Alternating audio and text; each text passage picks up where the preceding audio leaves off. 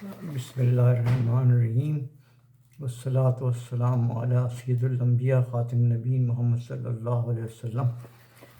پاکستان منزل و منزل فیاض مبین کے ساتھ یہ سلسلہ جاری ہے، اور یہ جو آپ کے سامنے ایپیسوڈ پیش کیا جا رہا ہے یہ 179 ایپیسوڈ ہے، یعنی 179 ہے، اور یہ ان واقعات پر مشتمل ہے جو جنوری 1962 میں پاکستان میں وقوع پذیر ہوئے تھے۔ ناظرین اور سامعین سے میری گزارش ہے کہ وہ اس کو خود سنیں، خود سبسکرائب کریں اور خود اس کو پروپیگیٹ کریں اور ڈسٹریبیوٹ کریں، تاکہ پاکستان کی سلامتی اور بہبود کا اور انفارمیشن کا پیغام گلی گلی کوچے کوچے تک پہنچ جائے۔ جنوری 1962 کا سب سے مشہور واقعہ یہ ہے کہ اردو کا پہلا مکمل انسائکلوپیڈیا شائع ہوا۔ یہ انسائکلوپیڈیا پاکستان کے مشہور اشاعتی ادارے فیروز سنس نے شائع کیا تھا۔ اس کے چیف ایڈیٹر ڈاکٹر عبدالوحید تھے، جبکہ ادارہ تحریر میں احمد عظیم قاسمی، نصیر وارثی، حسن عابدی، سید سبط حسین، پروفیسر فیض احمد اور سید غوث شامل تھے۔ اردو انسائکلوپیڈیا 1967 صفحات پر مشتمل تھا، اور اس میں ادب، تاریخ، جغرافیہ، سائنس اور معاشرتی علوم کے کم و بیش 6000 موضوع پر معلومات یکجا کی گئی تھی۔ اس انسائکلوپیڈیا کی قیمت اس وقت صرف 30 روپے تھی۔ جنوری 1962 کا مشہور واقعہ یہ ہے کہ رائٹرز گلڈ کے ادبی انعامات کا پہلا اعلان ہوا۔ یہ پہلا دفعہ یہ اعلان ہوا تھا جنوری 1962 میں۔ پاکستان رائٹرز گلڈ نے 1961 میں شائع ہونے والی کتابوں پر اعلانات دینے کا اعلان کیا تھا۔ اس موقع پر اردو کی مشہور ناول جو جمیلہ ہاشمی نے لکھی تھی، تلاش بہارا کے نام سے، اس کو سب سے بہترین کتاب کا ایوارڈ دیا گیا۔ اس کے علاوہ اعظمجی پرائز عبدالصمد کی تحقیقی کتاب خوشحال اور اقبال کے موضوع پر تھی، وہ اس کو بھی انعام دیا گیا۔ بنگالی زبان کی جو کتنی کتابوں کو انعام دیا گیا وہ رشید کریم کا ناول عدم پرہیش تھا، اور عبدالرزاق کا ناول کنیا کماری تھا۔ ان چاروں ادیبوں کو 5,000 روپے کی انعام دیے گئے اور پیش کیا گیا ان کا 5,000 روپے ان تمام۔ ان کے علاوہ مقامی زبانوں کے بھی مختلف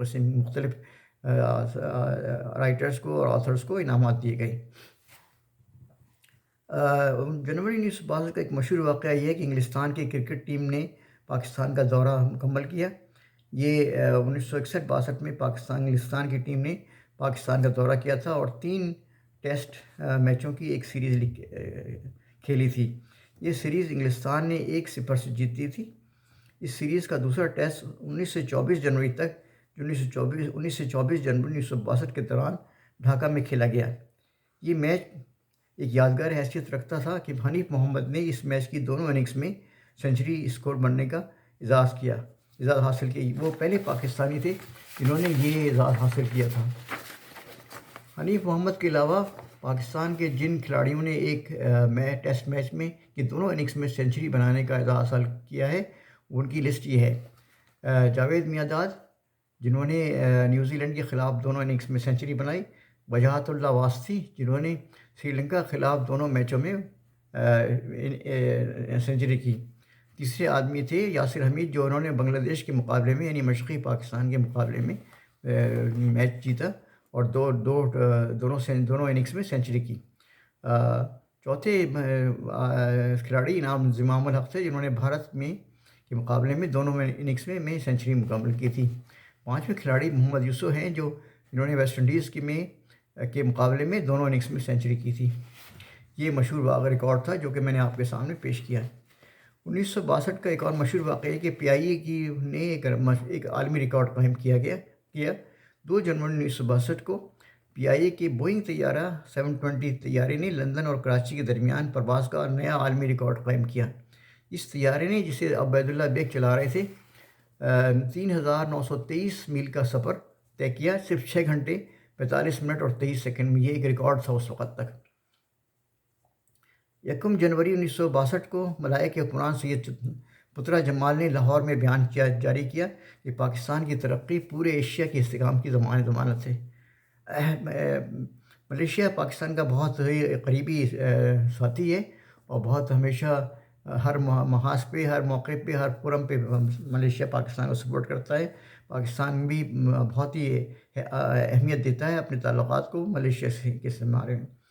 3 جنوری 1962 کو ایک اور مشہور واقعہ یہ ہوا کہ مس گلشن آرا عالم کو پاکستان کی پہلی خاتون نوٹری پبلک کو مقرر کیا گیا۔ اس سے پہلے کوئی خاتون نوٹری پبلک نہیں تھی، لیکن یہ پہلی خاتون تھی جو ان کو نوٹری پبلک مقرر کیا گیا تھا۔ 6 جنوری 1962 کو chief marshal administrator general Ayub نے امیر و بہاولپور امیر صادق علی عباسی کو نشان قائد اعزاز کیا۔ یہاں اس بات کا یاد رہے کہ 1962 تک مارشل اللہ پاکستان میں نافذ تھا اور general Ayub Khan military commander تھے اور ملٹری کا چیف مارشل ایڈمنسٹریٹر تھے۔ 8 جنوری 1962 کو اعظم خان نے امریکن اوپن اسکواش چیمپئن شپ جیت لی۔ یہ ان کا ایک اور ریکارڈ تھا جو انہوں نے قائم کیا۔ 9 جنوری 1962 کو پاکستان کے سب سے بڑے اشاعتی ادارے سنگ میل کا آغاز ہوا۔ 12 جنوری 1962 کو حکومت عراق نے مسئلہ کشمیر پر پاکستان کی حمایت کرنے کا اعلان کیا۔ یہ پاکستان کی بڑی ڈپلومیٹک کامیابی تھی، جو مڈل ایسٹ میں کی جو نمائندہ ملک تھا عراق، اس نے مسئلہ کشمیر پہ پاکستان کو سپورٹ کیا۔ 13 جنوری 1962 کو پاکستان نے بھارتی فلموں کی درآمد پر 5 سال کے لیے مکمل پابندی عائد کر دی۔ یہ حقیقت ہے کہ پاکستان اور بھارت کے درمیان کلچرل ڈفرینس سے ثقافتی فرق ہے، اور ہم اسلام کے پیروکار ہیں، وہ بتوں کے پیروکار ہیں، اس لیے پاکستان میں بھارتی فلموں کی مکمل پابندی ہونی چاہیے، اور بھارتی ڈراموں کو بھی بند کر دینا چاہیے، اور جو مسلسلات جاری ہیں، سیریز جاری ہیں اکراس دا کیبل پہ، وہ بھی پابندی کرنی چاہیے۔ یہ بڑا اہم ضروری کام ہے جس کو حکومت پاکستان کو توجہ دینی چاہیے۔ 14 جنوری 1962 کو پاکستان میں یوم مسلح افواج یعنی آرم فورسز ڈے منایا گیا ہے۔ یہ ایک واقعہ تھا جس سے پاکستان کی افواج اور پاکستان کے عوام کے درمیان کوآرڈینیشن اور ریکنسائلیشن پیدا ہوا۔